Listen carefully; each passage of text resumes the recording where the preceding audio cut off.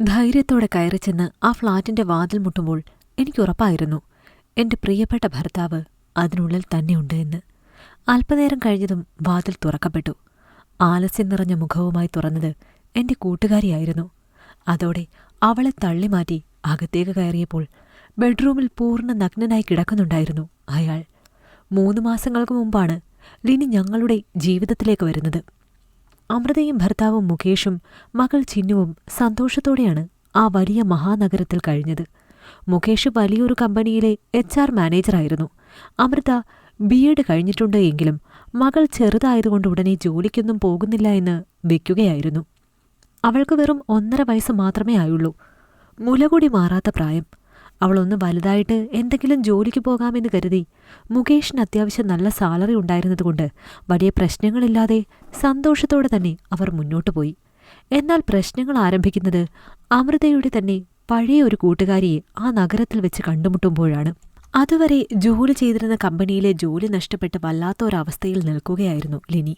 ലിനിയും അമൃതയും സ്കൂളിൽ ഒരുമിച്ച് പഠിച്ചതാണ്. +2 കഴിഞ്ഞപ്പോൾ രണ്ടുപേരും 2 സ്കൂളിലേക്ക് പോയി. വലിയ കോണ്ടാക്റ്റൊന്നും ഉണ്ടായിരുന്നില്ല.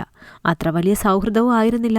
എന്നാൽ മറ്റൊരു നഗരത്തിൽ വെച്ച് പരിചയമുള്ള ഒരാളെ കണ്ടതിന്റെ ഒരു സന്തോഷമായിരുന്നു രണ്ടുപേരിലും. പതിയെ അവർക്കിടയിൽ ഒരു ഫ്രണ്ട്ഷിപ്പ് രൂപപ്പെട്ടു. ഇടയ്ക്ക് അമൃതയുടെ വീട്ടിലേക്ക് ലിനി വന്നു. അവിടെ വെച്ചാണ് ലിനി തന്റെ കഥ മുഴുവൻ അമൃതയോട് പറയുന്നത്. വീട്ടുകാർ കണ്ടുപിടിച്ച ഒരു ബന്ധമാണ് അവളെ ഈ നിലയിലാക്കിയത്. മുഴുകുടിയനായിരുന്നു അവളുടെ ഭർത്താവ് സ്റ്റീഫൻ. അതുമാത്രമല്ല പരസ്ത്രീ ബന്ധവും. അതൊന്നും അംഗീകരിച്ചു കൊടുക്കാൻ കഴിയാത്തതുകൊണ്ട് ലിനിയായിട്ട് തന്നെ അയാളുടെ ജീവിതത്തിൽ നിന്ന് പോന്നു. എന്നാൽ ലിനിയുടെ വീട്ടുകാർ അവൾക്ക് സപ്പോർട്ടായിരുന്നില്ല. എന്തു തന്നെ വന്നാലും ഭർത്താവിനെ ധിക്കരിച്ചു വന്നത് തെറ്റായിപ്പോയി എന്നായിരുന്നു അവരുടെ പക്ഷം. എല്ലാം സഹിച്ചവിടെ നിൽക്കണമായിരുന്നു അത്രേ. ഇതെല്ലാം കേട്ടപ്പോൾ അമൃതയ്ക്ക് ലിനിയോട് വല്ലാത്ത സഹതാപം തോന്നി. തന്റെ കാര്യത്തിൽ ഭർത്താവും വീട്ടുകാരും എല്ലാം സപ്പോർട്ടാണ്. എല്ലാവർക്കും അതുപോലെ ഒന്നും കിട്ടില്ല എന്ന് അവൾക്ക് അന്നേരം മനസ്സിലായി. അവളുടെ കഥന മുകേഷിനെ പറഞ്ഞു മനസ്സിലാക്കിയതും അമൃത തന്നെയായിരുന്നു. മുകേഷിന്റെ കമ്പനിയിൽ ഒരു വേക്കൻസി വന്നപ്പോൾ അമൃത അയാളെ കൊണ്ട് ലിനിക്ക് വേണ്ടി റെക്കമെൻഡ് ചെയ്യിപ്പിച്ചു. ഒടുവിൽ ലിനിക്ക് തന്നെ ആ ജോലി കിട്ടുകയും ചെയ്തു. പക്ഷേ അതിനുശേഷം കുറച്ചുനാൾ കഴിഞ്ഞപ്പോഴാണ് അമൃത ഒരു കാര്യം ശ്രദ്ധിക്കുന്നത്. ലിനി ഇപ്പോൾ തന്നെ വിളിക്കുന്നതിനേക്കാൾ കൂടുതൽ മുകേഷിനെയാണ് വിളിക്കുന്നത്. അതും വല്ലാത്തൊരധികാരത്തോടെ. ആദ്യമൊക്കെ ഫ്രണ്ട്ഷിപ്പ് ആകുമെന്ന് കരുതി അത് കൂടുതൽ മൈൻഡ് ചെയ്യാൻ പോയില്ല അമൃത. എന്നാൽ പിന്നീട് തന്റെയും മകളുടെയും കാര്യങ്ങൾ ഒഴിവാക്കിപ്പോലും ലിനിയുടെ കാര്യങ്ങൾ നടത്തിക്കൊടുക്കാൻ മുകേഷ് ഓടുന്നത് കണ്ടപ്പോഴാണ് അവൾക്കത് കൈവിട്ടുപോയി എന്ന് മനസ്സിലാകുന്നത്. അതോടെ കാര്യങ്ങൾ ഒന്നുകൂടി ശ്രദ്ധിക്കാൻ തുടങ്ങി അമൃത. രാത്രിയിൽ പലതവണയായി വരുന്ന കോളുകളിൽ ഏറെക്കുറെ ലിനിയുടേതാണ് എന്ന് അവൾക്ക് മനസ്സിലാക്കി. അയാൾക്ക് വരുന്ന വാട്സപ്പ് സന്ദേശങ്ങൾ മുഴുവൻ വായിക്കുമ്പോൾ അയാൾ ഡിലീറ്റ് ചെയ്ത് കളയുന്നുണ്ട് എന്നും അവൾ അറിഞ്ഞു. ഒരിക്കൽ അങ്ങനെ അബദ്ധത്തിൽ കണ്ടതാണ് നാളെ രാത്രി ഫ്ളാറ്റിലേക്ക് വരാമെന്നുള്ളത്. അറിഞ്ഞ ഭാവം നടിക്കാതെ അമൃത നിന്നു എന്താണ് സംഭവിക്കുക എന്നറിയാൻ. പിറ്റേ ദിവസം രാവിലെ ജോലിക്ക് പോകുമ്പോൾ തന്നെ തനിക്കൊരു മീറ്റിംഗ് ഉണ്ട് എന്നും മറ്റന്നാളെ ഇനി എത്തൂ എന്നും മുകേഷ് പറഞ്ഞു. യാതൊരു ഭാവവ്യത്യാസവും കൂടാതെ അമൃത അയാളെ യാത്രയയച്ചു. ഈ പോക്ക് എങ്ങോട്ടാണ് എന്ന് കൃത്യമായി അവൾക്കറിയാമായിരുന്നു. മുകേഷിന്റെ ഓഫീസിലുള്ള ഒരു സ്ത്രീ വഴി അവർ രണ്ടുപേരും ഹാഫ് ഡേ പറഞ്ഞിട്ടുണ്ട് എന്ന് അവൾക്ക് മനസ്സിലായി. ഒപ്പം ആ സ്ത്രീ അവരുടെ രണ്ടുപേരുടെയും വഴിവിട്ട പോക്കിനെക്കുറിച്ച് അവളെ ഒന്ന് ഓർമ്മപ്പെടുത്തുകയും ചെയ്തു. അതോടെ ഇത് തന്റെ മാത്രം സംശയമല്ല എന്ന് അവൾക്ക് മനസ്സിലായി.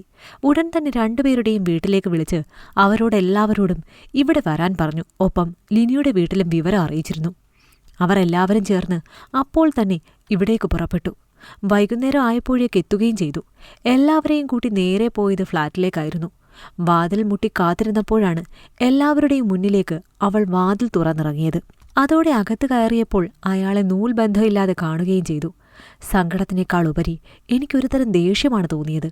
അതും എന്നോട് തന്നെ. അനാവശ്യമായി ഞാൻ തന്നെയാണ് പുറത്തുള്ളവരെ ജീവിതത്തിലേക്ക് വലിച്ചു കയറ്റിയത്. പക്ഷെ അങ്ങനെ ഒരാളെ വലിച്ചു കയറ്റിയെന്ന് കരുതി ഇതുപോലെയൊന്നും ഒരു ഭർത്താവും ചെയ്യില്ലല്ലോ. അയാൾ അങ്ങനെ ചെയ്തിട്ടുണ്ടെങ്കിൽ അതിനർത്ഥം അയാൾക്ക് എന്നോടുള്ള സ്നേഹം ആത്മാർത്ഥമല്ല എന്ന് തന്നെയാണ്. അങ്ങനെയുള്ളവരെ ജീവിതത്തിൽ നിന്ന് ഒഴിവാക്കുന്നതാണ് നല്ലത് എന്ന് തോന്നി. വീട്ടുകാരെല്ലാവരും അറിഞ്ഞ് ഡിവോഴ്സിന് കൊടുത്തു. അപ്പോഴാണ് അറിഞ്ഞത് ലിനിയുടെ ഭർത്താവിന് ഒരു പ്രശ്നവും ഉണ്ടായിരുന്നില്ല.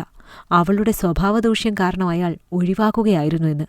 എന്തായാലും ഒരു ദാമ്പത്യ ജീവിതം അവിടെ അവസാനിച്ചു. കുഞ്ഞെന്റെ കൂടെയുണ്ട്. നാട്ടിലെ സ്കൂളിൽ തന്നെ ഇപ്പോൾ ഡെയിലി വേജസിന് ജോലിക്ക് പോവുകയാണ്. ഇതിനിടയിൽ എന്റെ ഷെയർ വിറ്റ് എനിക്ക് ഒരു സ്കൂളിൽ സ്ഥിരമായി നിയമനം വാങ്ങിത്തരാമെന്ന് ഡാഡി പറഞ്ഞിരുന്നു. അത് നല്ലതാണെന്ന് എനിക്ക് തോന്നി. ഇപ്പോൾ അത്യാവശ്യം നല്ല രീതിയിൽ തന്നെ ജീവിതം മുന്നോട്ട് പോകുന്നുണ്ട്.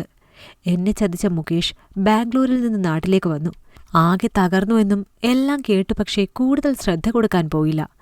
അല്ലെങ്കിൽ തന്നെ അതൊന്നും ഇനി എന്നെ സംബന്ധിക്കുന്ന കാര്യമല്ല. എന്റെ കുഞ്ഞിനു വേണ്ടി ജീവിക്കണം. പറ്റിയൊരു പങ്കാളിയെ കിട്ടിയാൽ ജീവിതം കെട്ടിപ്പടുക്കണം. ഇഷ്ടമായെങ്കിൽ ലൈക്ക് ചെയ്യൂ. നിങ്ങളുടെ അഭിപ്രായങ്ങൾ കമന്റായി രേഖപ്പെടുത്തൂ. കൂടുതൽ കഥകൾ കേൾക്കാൻ ഈ ചാനൽ സബ്സ്ക്രൈബ് ചെയ്യൂ.